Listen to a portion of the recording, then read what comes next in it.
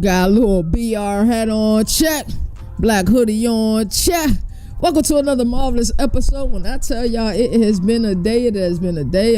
My apologies. Supposed to be going live at 4 p.m. today. That didn't quite happen. Had some things I needed to take care of in person. But you know what? I told y'all we're getting 2 shows today. Feels like it is baseball season. Feel like it's double header type vibes. But we're going to get into today's episode 39. We did that early this morning. If you missed it, I am sorry. My apologies if you missed it. But yeah, let's get into today's docket. I guess we should say today's, even though it's our second time going live today. So let's get into the things we'll be talking about in this episode. Baylor is reloading. The Bears are back with Sawyer, Robertson, Bryson, Washington, and Jake Spavital running the show. Plus a new transfer from Duke. Is Baylor a sleeper playoff team? That's on today's docket. It's crazy. It's something that we've been talking about on this show quite a lot, and I feel like other people are starting to catch up. In other news, and also on today's docket, Diego Pavia declares war on Tennessee. Vanderbilt quarterback says the Commodores will run Tennessee. You know what he mean by that, because there's a team in Knoxville, that's also in Tennessee. So you know who them shots was really fired at, right? After 2025, the November 29th showdown in Knoxville just became personal. We getting a lot of players talking this offseason. We saw Ryan Williams a little bit earlier talking about the Vandy laws and how they going, with a sledgehammer. And we see Diego Pavia keeping that momentum going. Marcus Freeman sounds the alarm. Notre Dame head coach speaks out on burnout, protocols, and why coaching in college needs change now before it's too late. Jake Garcia to Michigan, we're going to talk about that. Todd McShay on John Mateer. Also on our Governor React segment. ESPN Big Ten predictions. We did SEC predictions that ESPN did earlier. Definitely had some disagreement with this. It's going to even be worse with this. And I'm telling you, ESPN, I'm going to be on your head with this one. Governor ruling. Who's next to win it all? I saw a really interesting piece. Now, I think it was in Athlon Sports Mag. And they were looking at the coaches who might be next to win their first national championship. So we're going to talk about that, what we agree with, what we disagree with. And then around the nation, we're going to look at Athlon Sports. It is magazine season, so a lot of this talk over the next 2 weeks will be magazine talk until we get closer to media days, and then our focus will shift then to media days. And we're going to look at some coaches' carousel grades. Of course, this happened a long time ago, but I'm interested to see how these magazines feel about new faces and new places. Governor College Football, hashtag go CFB. CFB Nation, your only college football destination. Let's get it. Governor of College Football, we're going to recap ACC. Hey, that's CJ defensive on minds. They have to be better on that side of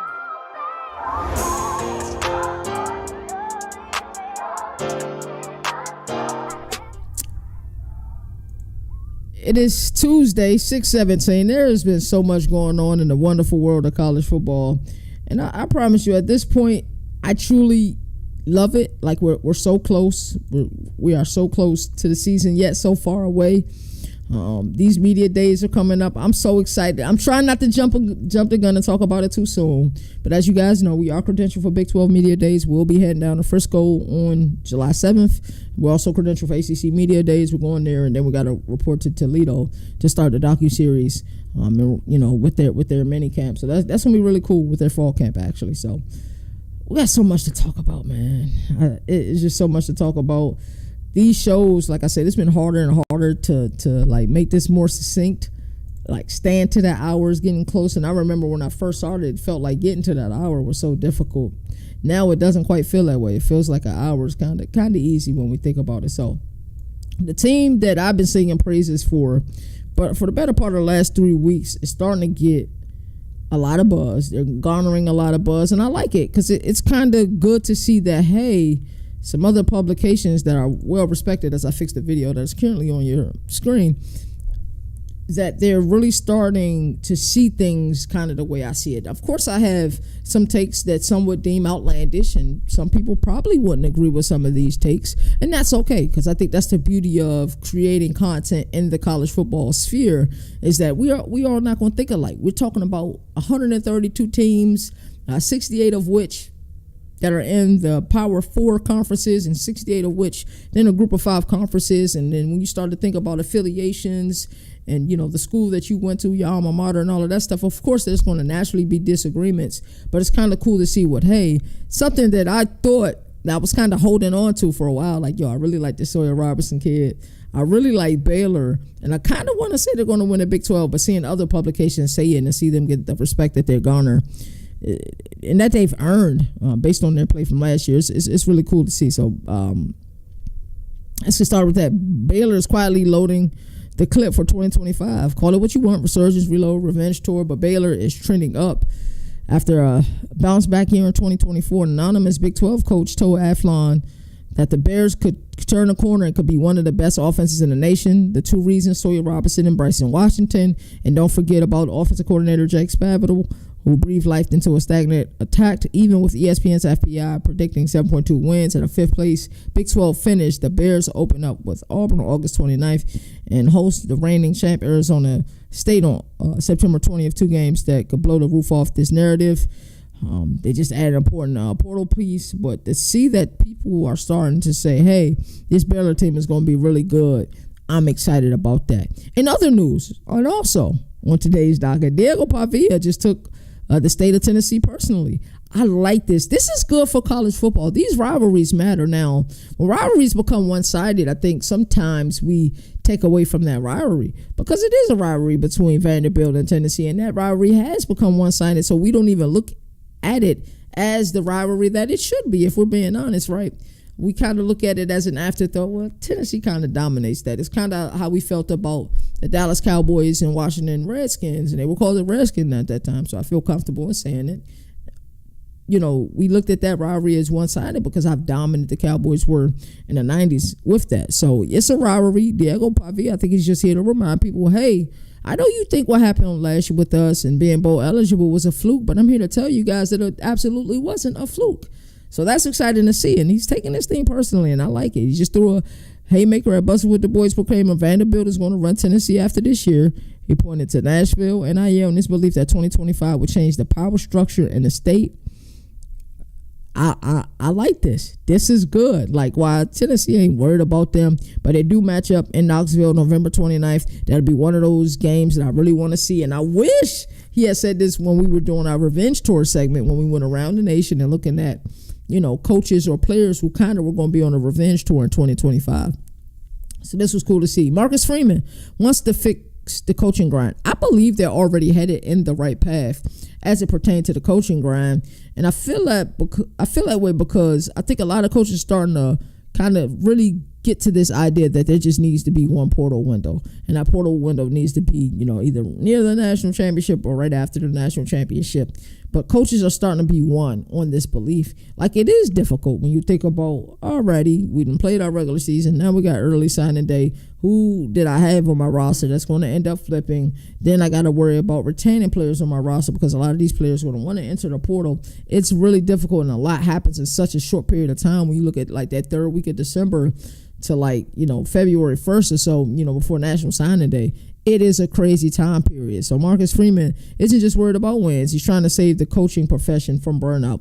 And we kind of see this, and he was on, I think it's Big Noon guest, Joel Klatt's show.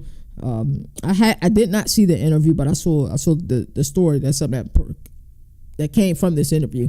And believe me, I watch a lot of college football shows. I will be watching this interview in its entirety. But he said we got to create some type of balance for those coaches. We've heard a lot of people say how difficult it is coaching in college football. We even seen coaches that no longer want to coach at the collegiate level because they wanted to be part of something that was more about coaching than it was fundraising. I think the GM position will help that. So I think help is on the way. I truly believe that. We've seen it with Jeff Hafley at Boston College a season ago, and then we also seen it with Chip Kelly. Chip Kelly was looking for a way out, went to Ohio State. We knew it was a pit stop because we knew that his end goal was coaching back in the NFL. So it's difficult. So Marcus Freeman is calling for one portal window. A lot of coaches are calling for this, more structure, and a college football culture that builds self-sufficiency, not quick exits. I think that's important. I think that is absolutely imperative, that it's not just quick exits. What we see now, we went from one extreme, pre-NIL era, where the coaches had all of the power, and I didn't like that extreme, and I don't like this extreme either. And these are just pure semantics. It doesn't mean that I hate the game. I absolutely love the game. I'm just talking about from a semantic perspective that this where the lines get blurred, so to speak, if that makes sense. But yeah, one portal window, more structure. Now, who does that structure come from? I don't believe that structure should come from the NCAA, nor should anybody put their hope in the NCAA creating that structure. That structure has to come from some sort of outside commission. But it is hard coaching at the collegiate level. It really is. But, a lot of these coaches work around the clock and don't really get to see their families a lot. In other news, Jake Garcia signs with Michigan. This was intriguing. Very intriguing to me. And I don't know why. I don't know why this bothered me so much, but this signing kind of gave me a cause for pause. Former, Miami, Missouri, ECU quarterback, and I seen him down at ECU last season, first game of the season versus Norfolk State, and he threw a few interceptions that game. And he turned over the ball quite a lot as well. I don't know what this is, because sometimes you'll see an NFL signing and you say, okay, well, this is just probably a camp arm situation. I don't think Michigan needs a camp arm. I mean, these rosters are loaded, so it just didn't make sense why Jake Garcia transferred to Michigan.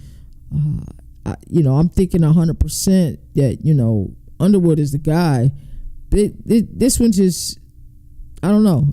I get it from okay, we want more depth in our quarterback room, but at the same time, I don't get it. It just doesn't make sense to me. And is this going to be another season where Michigan's kind of playing musical chairs at quarterback? So it made me a little bit nervous, I'm not going to lie. In other news, Todd McShay breaks down Oklahoma quarterback John Mateer. Here on the Governor of College Football, we are huge fans of John Mateer. Huge fans of Ben Arbuckle. We're glad that they're down there in Norman. And even though Oklahoma has the most difficult schedule in all of college football, not just the SEC, I still believe in their ability to win. I believe Brent Venables is going to have this defense locked and loaded, and offensively they're going to be able to put up some points. So draft guru Todd McShay is intrigued by Oklahoma quarterback John Mateer, calling him a breakthrough with legit dual threat ability. He is dual threat quarterback. Don't get him twisted. Don't get him mistaken. After posting 3,000 plus passing yards, 800 rush yards in 2024. But McShay also said his footwork can be a mess. His decision making needs refinement. If Mateer cleans that up, Todd McShay says that he's a day 2 NFL draft pick. If not, a turbulence could define his sooner debut. First test is August 30th versus Illinois State. So that is our Into the News segment, and I love this segment. This is one of my, not my personal favorite segment, but one of my favorite segments, because if you're, however you find this, if you are watching the VODs on YouTube or listening or watching the VODs on StreamYard, or you watching this live and you've been busy all day, you want to catch up to the news, you guys know I got you covered. On to the next segment. Governor Reacts. We're going to look at ESPN Big Ten record predictions, and just to kind of throw this out there, I hate some of these predictions a lot. I really do. That shouldn't surprise anyone. I've always been, critical of how I feel about things, so that shouldn't shock any of you at all. So here's ESPN's Big Ten record predictions. ESPN dropped their 2025 Big Ten win-loss projections using FPI. Let's just say, they had some bangers and some just borderline disrespect. Let's get into it. Penn State 10-2. I like it. My expectations for Penn State this year are clear. They're simple. Go win the Big Ten and go win the national championship. Those are my expectations for Penn State. The roster construction, Drew Aller, I think he's one of the most disrespected quarterbacks in all of college football. Love the offensive coordinator, Andy Kalonicky. Love the defensive coordinator, Jim Knowles. I think that's the best offensive coordinator, defensive coordinator pairing in all of college football. I truly believe that. Running back room is loaded. Wide receiver, maybe the best room that Drew Aller has had while he's there. So my expectations for them are through the roof. Absolutely. So if 10-2 means win a conference championship, I'm okay with that. But whatever it takes is what I'm okay with. Ohio State 10-2. It's fair. Coming off of a national championship last season, I want to see how this quarterback situation plays out, even though it looks to be more and more clear that Julian Sand will be the guy quarterback. So I'm just interested to see when an official announcement will be made. I am paying attention to that. But, Ohio State will probably be favored in almost every game, man. So it'll be interesting to see how well they fare this year. 10-2, I can see it. Oregon 10-2. Hey, they're defending Big Ten champs. It'll be interesting to see what happens. Dan Lannon is one of those coaches I like a lot. While I think Kirby Smart is the best coach in all of college football, my personal favorite coach is Dan Lanning. His competitive spirit, the edge that he has as a coach, the respect that his players, have for him, you see it when he talks. Everybody in the room is listening. 1,000% everybody in the room is listening. So, Oregon 10-2, I can see it. I'm interested to see what's going on with Evan Stewart. Is he really going to be out for, a long period of time? Is he out for the season? Does he project or think that he will come back early? Dante Moore, they have a couple of early tests, and one of them is a whiteout game at Penn State. We're going to find out where this team is, but they got one hell of a running back room, one of those running back rooms that we don't talk about enough, and Hughes and James. So, really good team, 10-2, I can see it. Michigan, 8-4. I like Michigan if Underwood is the guy, and Underwood is the guy all season, and he's able to collect intel and learn. Michigan's going to be able to run the ball. They're going to play physical, on the line of scrimmage. They're going to win the war of attrition. That's both offensively and defensively on the line of scrimmage. They're going to possess the ball. We know what Sherrone Moore wants to do. But if they are going to truly compete in this conference, there are going to have to be plays made.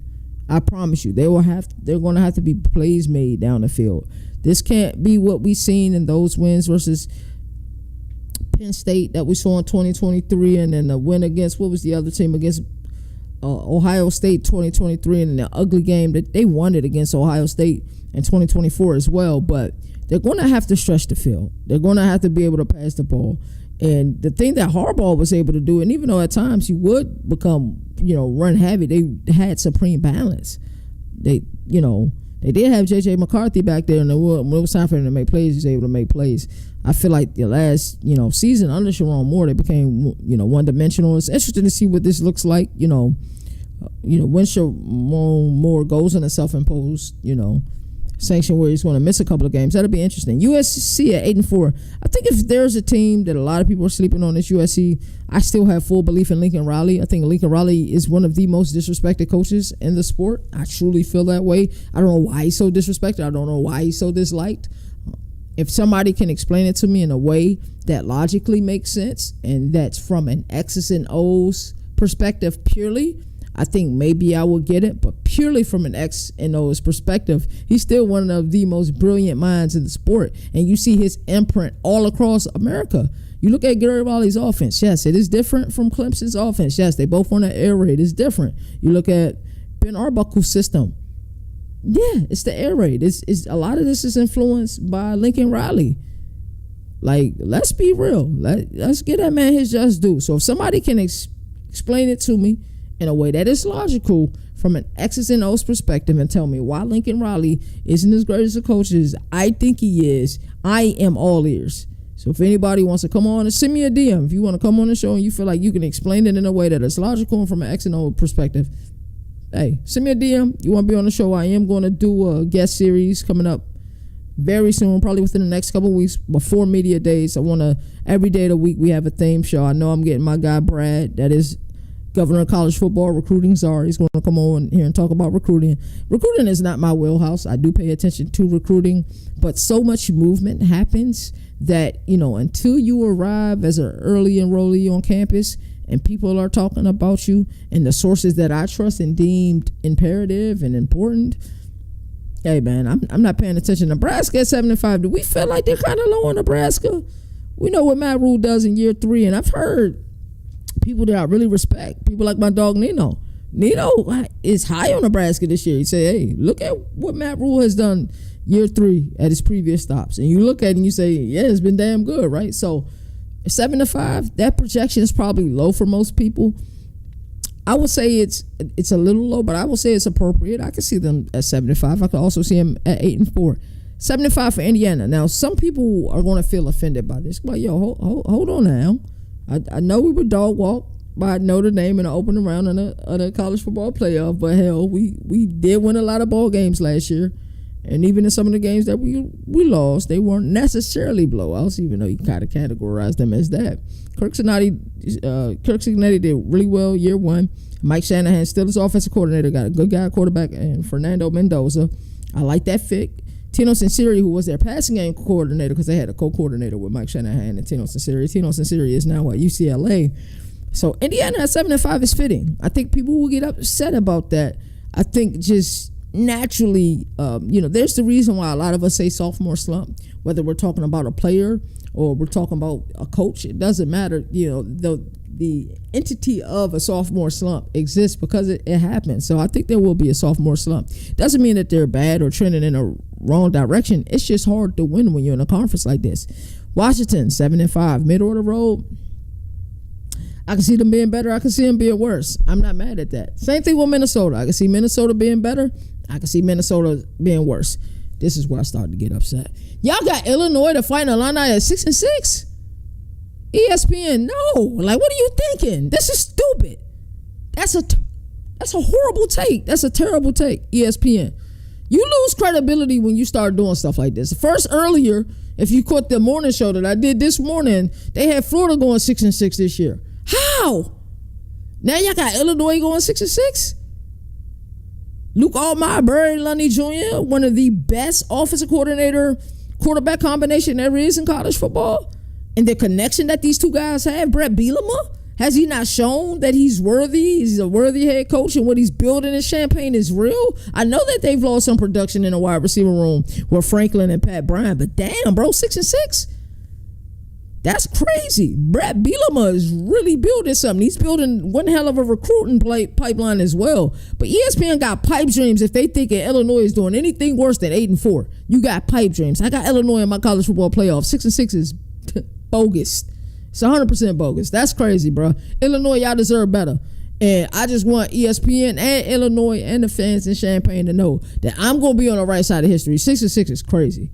Iowa at 6-6 is even more crazy. What has Kerferens done since he's been there, bro? He's won. He's won a lot of ball games, even with his son calling plays. And his son couldn't call plays worth a damn. He actually got an offensive coordinator in there. Don't be surprised if Iowa has a top 50, maybe a top 40 offense this year. Don't be surprised. Tim Lester has figured things out at this offensive coordinator, the RPO system that he likes to run, and he got a kid and Mark Gronowski who is real deal, bro. Iowa going 6-6 is crazy. ESPN, make it make sense. Please make it make sense. Iowa 6-6 is crazy. Illinois 6-6 is crazy. Now, both of these teams have bad years and finish 7-5. Yeah, they could. They could. But I think 8-4 is more realistic for both of these teams, and I'm even higher on both of these teams. Iowa can finish 9-3. Illinois can finish this year with 2 losses, bro. Have you not looked at their schedule? Have you not seen that they play 7 games at home and only 5 games on the road? I just don't know what you see. Maryland at 5-7. This could be worse. It just depends what Coach Lockley do at quarterback with the kid, Malik Washington, who I think is a stud and who's real deal. But Loxley is on the hot seat.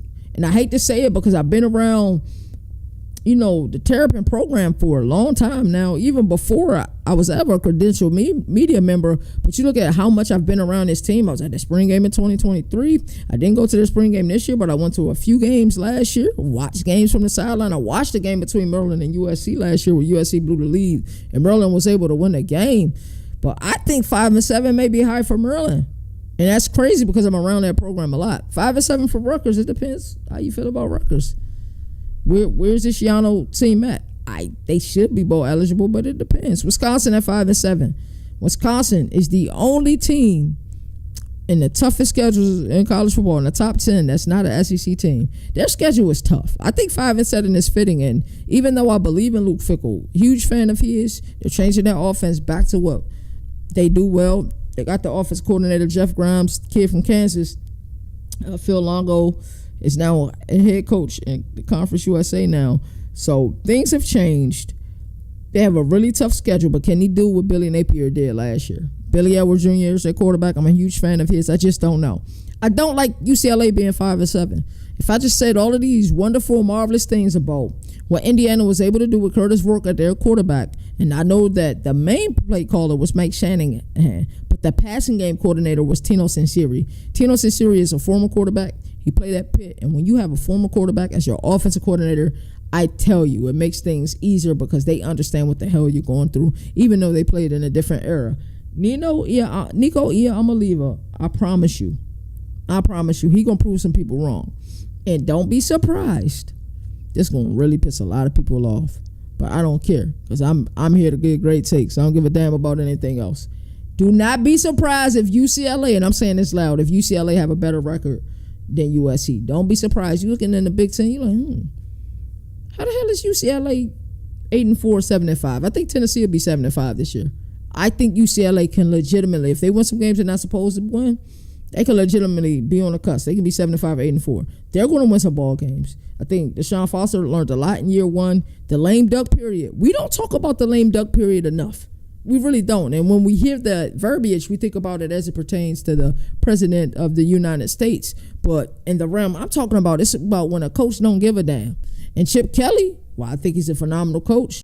Certainly, a college football Hall of Famer as a coach. But, bro, the lame duck period was he wanted out of college coaching so badly, bro. Look at his recruiting classes, his first few years there. Now, look at the recruiting class that they had his last year there. It was terrible. He didn't give a... Y'all know what I want to say. He didn't care. He didn't care at all. It was bad. This team will be much improved. Look out for UCLA this year. Tino Ciceri is going to simplify this game for Nico. And Nico is going to prove a lot of people wrong. And I can't wait. I truly can't wait for it. Michigan State at 5-7. Earlier, if you caught the show earlier today, make sure you guys check that out. I did it at 9 a.m. Told you I gave y'all 2 shows today because I'm telling y'all, I'm giving y'all 4 shows every week. Hour each show. So that's over 4 hours of content every week. Make sure you guys, if you're not subscribed, go to YouTube at the Governor of College Football. That's where you can find me. Go ahead and subscribe to that. And thank you guys for everybody who's watching right now, whether it's on CFB Nation Twitter, my Twitter, or on the Governor of College Football on the YouTube. I do appreciate everybody being in here. But earlier I was kind of talking about calibration of team, and there's some teams I think some of us are kind of waiting for to fall camp to get a little bit more intel and see, how do we properly calibrate or rate this team. Michigan State is one of those teams because I really like Jonathan Smith a lot. I like Aiden Childs a lot. I got to see Aiden Childs in the game against Merlin. They actually came back and won that game. I thought Merlin had a lot of opportunities that game. But you could tell the talent is there. You just tell that they need another year. I'm not sure where they're finished. I'll say 5-7 is fitting, but it'll be interesting. Northwestern, 4-8. It's difficult. It's such a hard team to discuss because they do got a kid at quarterback that I really like, Preston Stone. Huge fan of Preston Stone. Didn't like what happened to him at SMU, but I gotta say, in retrospect, even though I wasn't comfortable with the way Rhett Lashley handled the situation, ultimately he made the correct decision because SMU went 8-0 in the ACC and they ended up making a college football playoff. So, hindsight is 20/20. And like I said, I've never been afraid. I've said this countless times on the show. I've never been afraid to say when I'm wrong. So I was wrong about Rhett Lashley and the way he handled that situation. It's just I'm a huge fan of Preston Stone. I just didn't like that, him and Kevin Jennings. And they weren't the only school to do it. We're both at ACC Media Days last year. And I'm looking at Moon and Jalen. I said, what the hell is going on? Why are both of these kids here? I just didn't get it. But, now I get it. Hindsight being 20/20, for sure. So I think Northwestern could be better than that. And then Purdue going 3-9. I think when you look at the roster, we look at everything that's been going on with Purdue, you have to look at this and say this is the worst team in the Big Ten. 3-9 is really low. I don't know where I want to say that they'll be at, but when you start to look at things, it really makes sense. So overhyped teams, I'm not really sure how I feel. If I want to say there's any overhyped type teams, I think the better verbiage would be wait and see teams. Oregon will be a wait and see team. I want to see if they're truly clicking on all cylinders. And I think if, Dan Lanning can have, some of the repeated success that he's had in recent memory, this will be one of his best coaching jobs. I truly feel that way. And I truly want to see what Dante Moore is. I really do. I'm happy for the kid. Underrated teams, Illinois, Iowa, and UCLA. UCLA is very underrated. Don't go there thinking it's just an automatic W when you look at your schedule. I promise you, don't do that. Illinois and Iowa, I don't even want to call that underrated. I just think it was just stupid that had both of those programs at 6-6. It just doesn't make sense to me. So let's move on to our next segment. Our next segment is Governor's ruling. And we're going to take a look at the next man up. I love magazine season. This magazine season. I celebrate magazine season for like 2 weeks.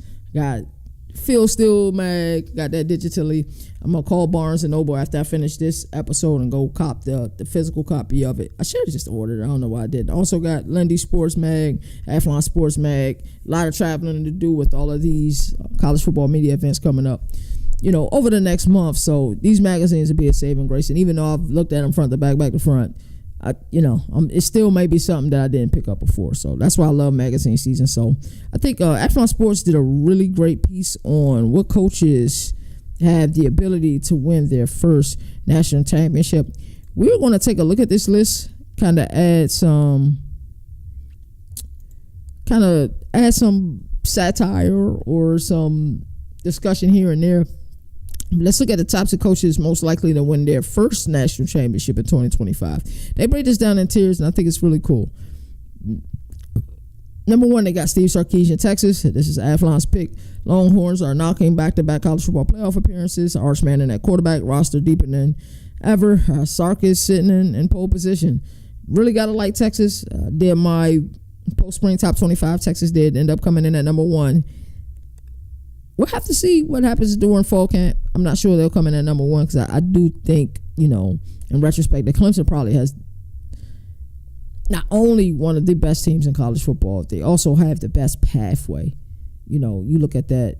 You look at the gauntlet that, Penn State got to go through, a gauntlet that Texas got to go through, a gauntlet that Alabama got to go through versus the gauntlet that Clemson got to go through. I'm not saying they don't play tough teams. What I am saying, the gauntlet is they're not equal. They're not the same. And I can say that as an ACC and Big 12 fan. It's just not equal. Even though I love those conferences, it's not equal. James Franklin. James Franklin is the guy I'm looking at here, and I say if not now, then when. That's been my consistent message with him. You look at their team, you look at the coaches on that staff. Those coaches on that staff can replace you if you don't get this done. And it sounds like a threat, but it's 1,000% a threat. I ain't making no promises. It's a threat. Them coaches on that roster are good enough to replace you, brother. And I say it, and yes, it's a threat, but I do say it with empathy, and I'm being as sincere as possible. This roster is loaded. You've eliminated all excuses. I think our number 1 job as a coach, as an AD, as a general manager is to eliminate excuses. It's a thing that we say in a fast casual business. We are here to eliminate excuses. That is our job. That way, if you eliminate all the excuses and somebody's able to perform their job at a high level, hey, we eliminated the excuses. So once the excuses pop up, nah, we took care of that. Handled that already. You can't use that as an excuse. I think that's where we're at with James Franklin. And it's not that I don't think James Franklin is a great coach. I think he's a great coach. He consistently wins in that conference.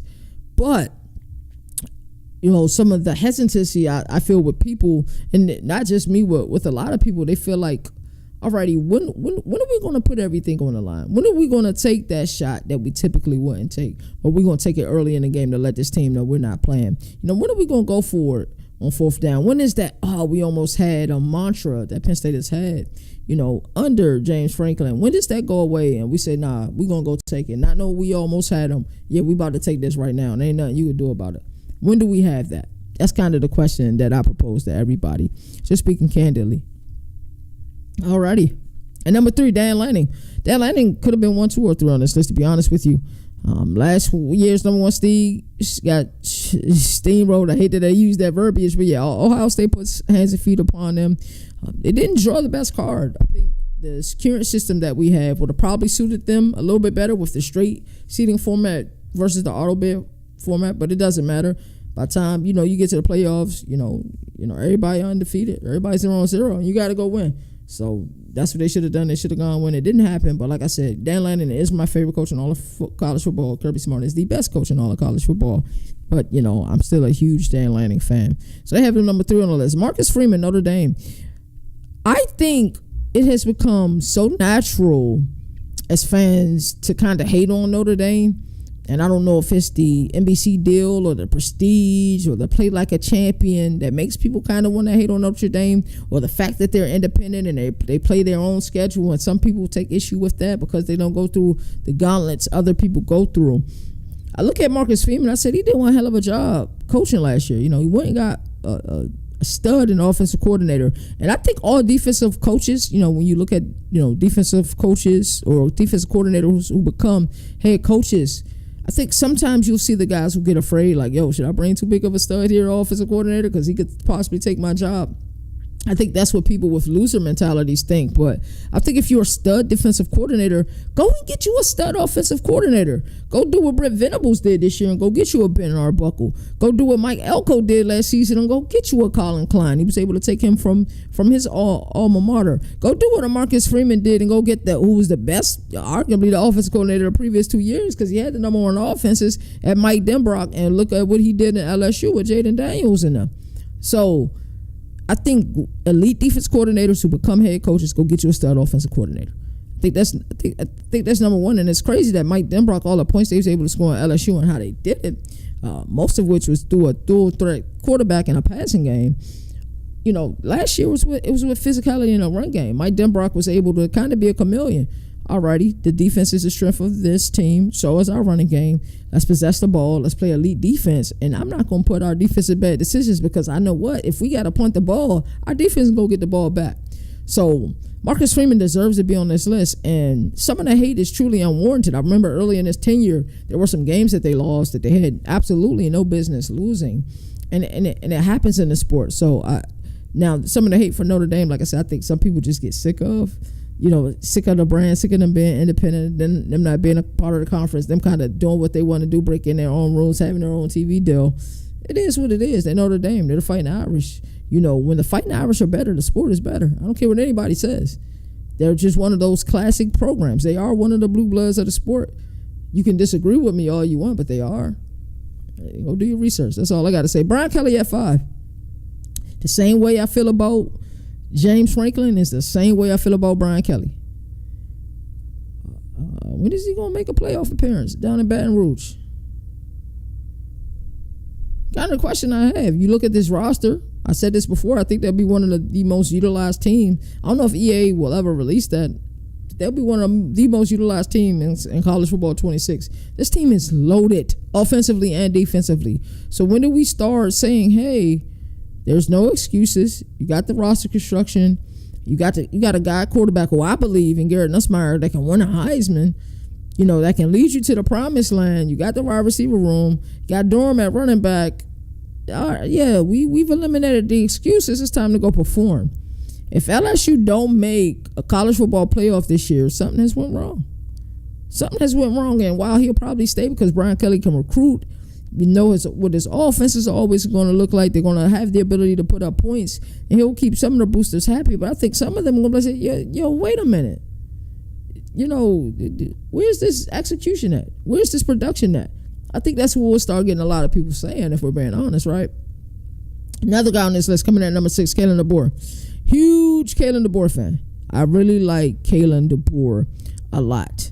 And because he's in Tuscaloosa, we look at his 9-3 regular season record and say, well, Nick Saban probably would have won a national championship. It's human nature. We're college football fans. I get it. I understand.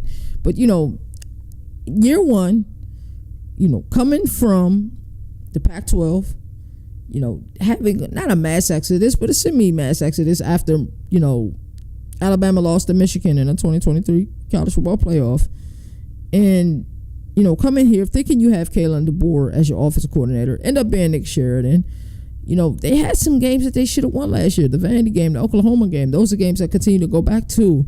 I think year one, by Alabama standards, isn't a success. But if we are evaluating him on the same plane that we evaluate other coaches in year one in new territories, I think we would deem it as a success. They were on a cusp of a college football playoff berth, and arguably could have been in it, depending on how if strength of schedule you think should be numero uno as far as the highest metric or the highest thing we regard when we're looking at a college football playoff worthy team, then yes, they'd have probably been in, if we're being honest, them South Carolina or Ole Miss, if we're looking at this thing as a glass half full. But Kalen DeBoer can absolutely win a national championship this year. I do have Alabama in my college football playoff. I actually need to post it. I still haven't posted my playoff on. No, I'm going to wait in case I got to change some things during fall camp. But Kalen DeBoer, number 6 on this list. Mario Cristobal, number 7, head coach of Miami. No. I think that Cristobal is a really good coach. Cristobal works extremely hard. Cristobal can recruit. But if we're being honest, and we're looking at Miami right now at face value, has he restored the U to what it used to be?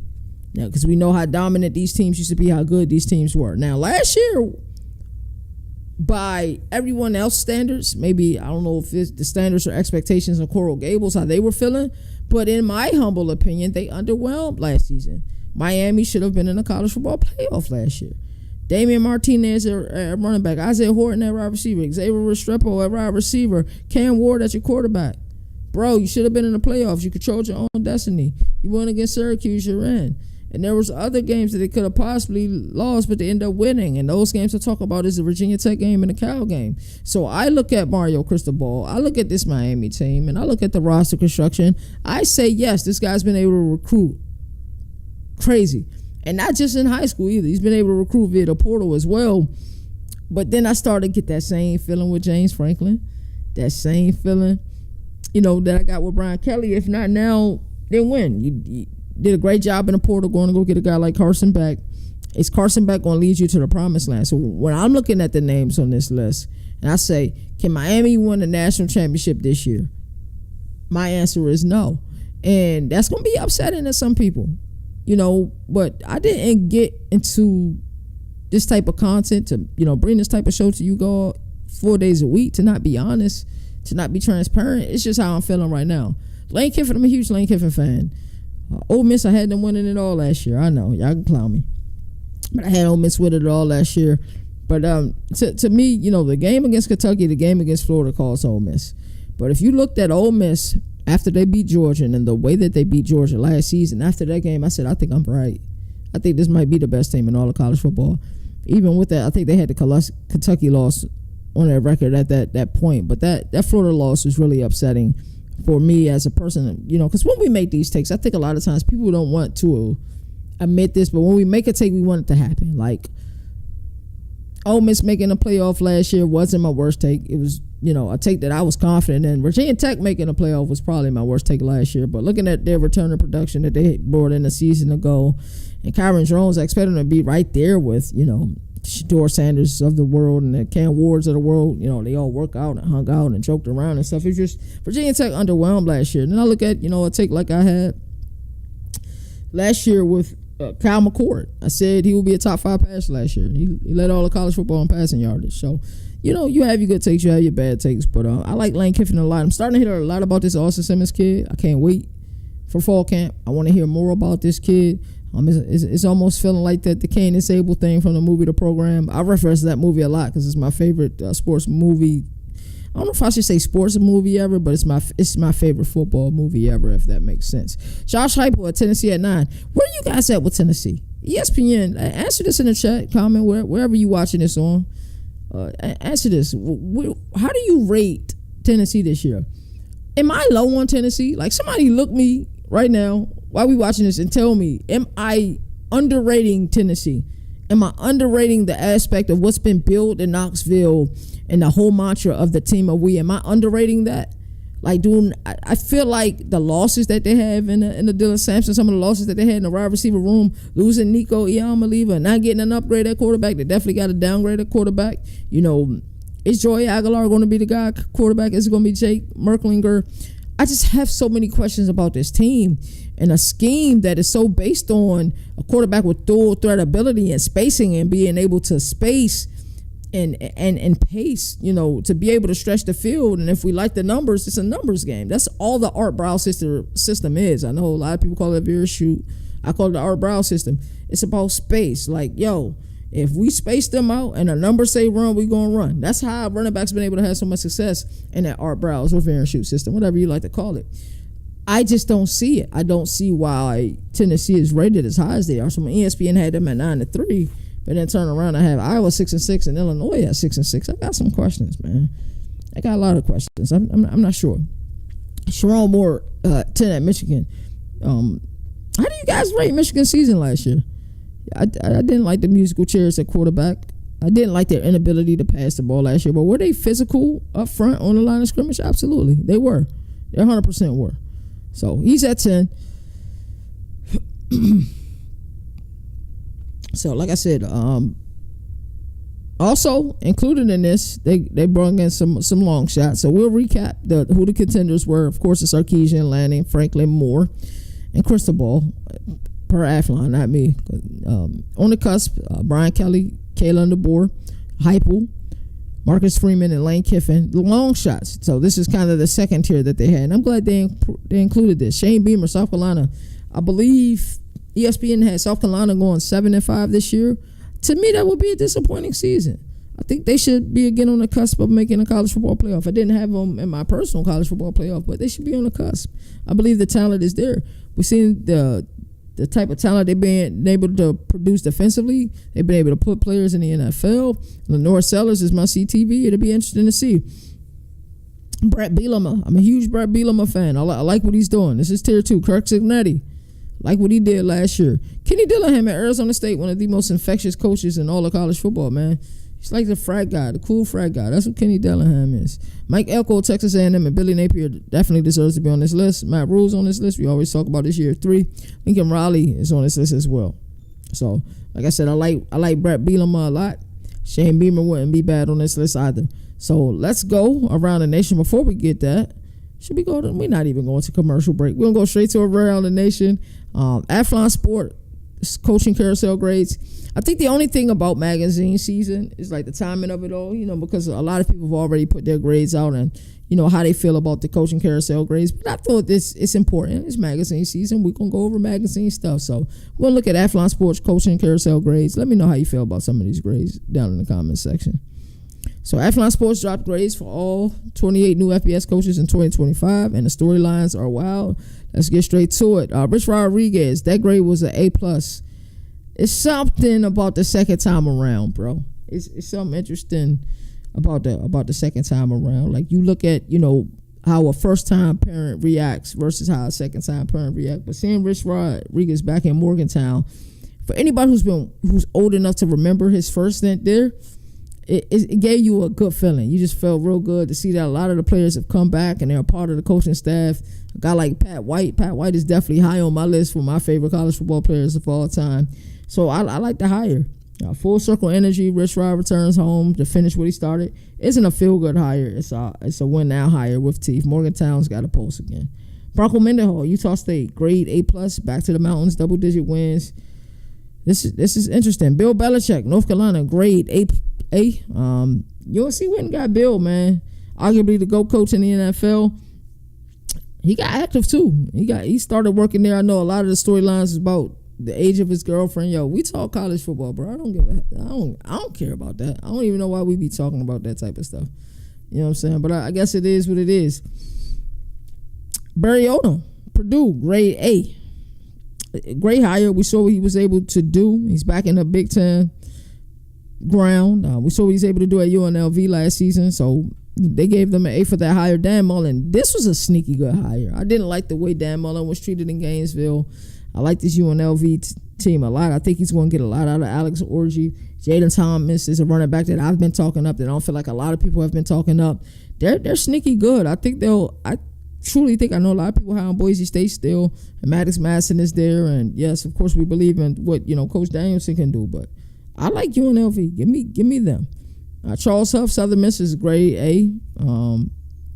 NIL support, check. Proven Sunbelt resume, check. So it'll be interesting to see how Huff does down there. Casey Killer, Temple. That grade was given an A. Tim Albin. That's an A++ for me. Used to coach at Ohio. He's down at Charlotte. Connor Harrell is the quarterback. So when I was looking at the G5, and I was looking like, who can be a surprise team in the G5 this year? The Charlotte 49ers is that team for me, and I want to go to a Charlotte 49ers game as well. We go to Charlotte a myriad of times a year, for ACC Media Days, for both football and basketball. ACC always shows us a lot of love, and I appreciate the ACC. So every time I go to Charlotte, I feel like Charlotte is kind of my home away from home. So I do want to go to a Charlotte 49ers game, and they're already a part of the CFP Nation network of schools, so that'll be pretty cool. Scott Frost, UCF, grade B+.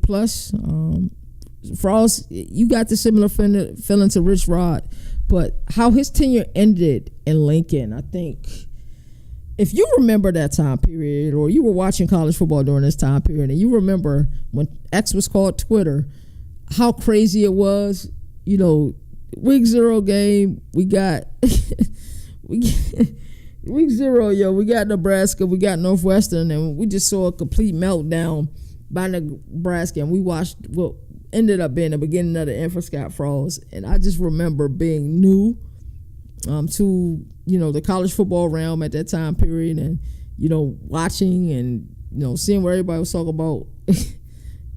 Scott Frost that year was crazy, bro. Zach Kittley, FAU. Zach Kittley, we've been a fan of Zach Kittley, CFP Nation for a long term. Much deserved. His offense has put up points. I'm interested to see what he does there. Willie Simmons, FIU. They gave him a B+ grade. Who else they had on this? Bowling Green. Eddie George, they gave him a B+. Jimmy Rogers, Washington State, B+. Tim Beck, Kennesaw State, a B. Scott Abel, a B. Tony Gibson, C+. Phil Longo, we talked about him earlier, former offensive coordinator at Wisconsin. He went to Sam Houston. They gave that a C+. He's an air raid guy. You guys know I'm a fan of air raid guys. I think I'm probably overprotective of the air raid guys, to be honest with you. So, like I said, when we look at this coaching carousel, I think they nailed it with the Rich Rod. It was just the feel-good story of the offseason. I remember D-Now was CFP Nation's insider.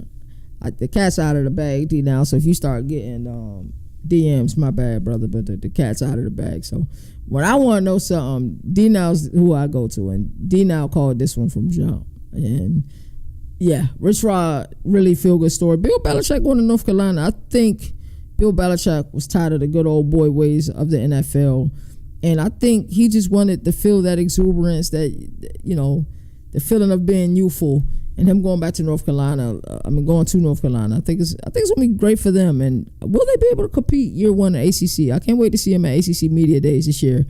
Barry Odom back in Big Ten ground at Purdue. They gave him a grade 8. I told you guys earlier, I really love that grade. Like the Dan Mullen hire at UNLV. Really like a lot of these hires, man. I truly do. Like the Tim Albin one, I think people just, if you don't watch a lot of MAC football, you don't get it. But if you do, and you know what Tim Albin did during his time in Ohio, you get that higher. I thought Zach Kittley deserved a higher grade than a B+. I didn't like that grade at all. So Phil Longo, C+. I think they're a little low on Phil Longo. I know things didn't work out at Wisconsin with Luke Fickell, but it's different when you're the head coach and you can run the system that you want to run. So now he's going to prove people wrong 100%. So Eddie George was an underrated hire by Bowling Green. I remember a really interesting conversation between Moon, and Moon is an HBCU guy through and through, and he was just upset. He was like, why did Eddie George leave? And Nino was like, well, this is a progressive move. This isn't a lateral move. So I got it from both perspectives. But I think this is a really good hire. And the fact that Urban Meyer had something to do with this hire, that was pretty cool as well. So we can go ahead and take an advertisement break. Don't touch that dial, man. This is Governor College Football. And if you haven't already, make sure you subscribe to @CFB Nation's YouTube. We'll be live on that at 8:20 Eastern Standard Time. We're doing Overreaction Money at that time. I'm live again tomorrow at 4 p.m. I think we're moving College Football Showdown to tomorrow at 2 p.m. So we giving you hours and hours of content. We really love this college football thing. We're going to take an ad break, then we'll get right back. Look at you out here using all these other sports books, and you ain't even using the best one. BetUS.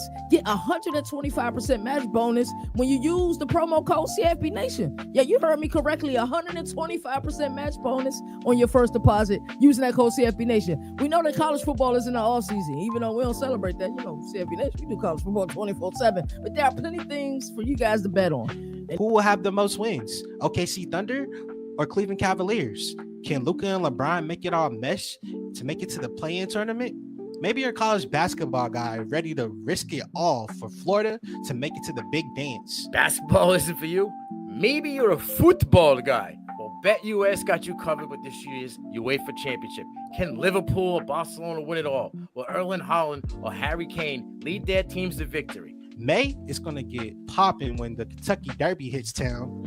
BetUS has you covered in that way too, with all major horse racing events. Point is, type in that promo code CFB Nation and go get that money. Righty, so shout out to BetUS, man. It's been a fun episode. I am going to start a Discord very soon. It will be public, and then I'll make it private. So I don't really want a lot of people in it. But if, I truly believe in this 1%er thing. I do believe that the people who watch this show or any other, information on college football show that talk college football, 365, bro, we the 1%ers. I truly feel that way. We are the 1%ers. We are the people who's, we are so full on college football. It's like our battery is always on E, right? Because we do college football 24/7. Now, we know what happens about a month and a half from now, August 1st. Everybody who's been gone all off season, who hasn't really been caring about college football, they all come back. And August 1st is National Casual Day. But I am going to start a Discord. It will be called the 1%ers.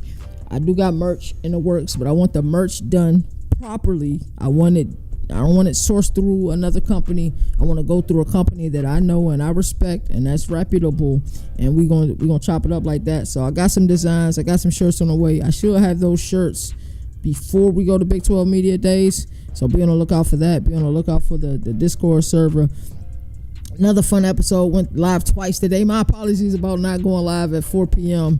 And I tell you, bro, people be praying on your downfall. Protect your energy at all costs, because I promise you, every time you try and do something, you try and build momentum, there's always like an opposition. Like, it's a duality of sorts that's pressing against that, but you gotta get past it, get forward, and keep going, man. So, like I said, don't forget Overreaction Monday on a Tuesday. We're doing that tonight, 8:20 p.m. Eastern Standard Time. If you on Twitter and you want to watch it on YouTube, at the CFB Nation. If you want to subscribe to the Governor of College Football on YouTube, that's at Governor of College Football. You just follow that. Shout out to everybody who's been watching this show. The show is growing. Fan base is growing. We got a lot of eyes on us. Not just Governor of College Football, all CFB Nation content. Brother Moon got a lot of eyes on it. Overreaction Monday got a lot of eyes on it. Things that Nino is able to do with our community posts. CFB Nation got the best community post tab in all that. I'm not excluding nobody, as Jay-Z would say. It got the best one. Go to our community posts. Go see the things that Nino posts on our community posts, and you will see we got the latest community posts. People be in the comment sections arguing. I be eating my breakfast, bro, just laughing at it, because our community posts that lit. Our website is lit too, the CFBNation.com. We covered all 134 teams last year. Every team got covered, and the FBS was covered last season. And so it was an article for each and every game last season. We are in overdrive. We really love what we're doing, and this is the year of takeover, bro. I don't think a lot of people truly get it, man. We are in a lot of meetings right now. A lot of doors are opening. When this docu-series hits, I promise you, you guys will get it. The guys will be like, yo, he keep talking about this docu-series. When this docu-series hits, you all will get it. I promise you. Everybody will be tuned in with this docu-series. I can't wait to go to Mount Union. I can't wait. We got the dates. We know what day we're going there. It's literally going to be Big 12 Media Days, couple week break. I'm going to a wedding. I'm going to ACC Media Days. From ACC Media Days, I'm celebrating my mom's birthday, my parents' anniversary.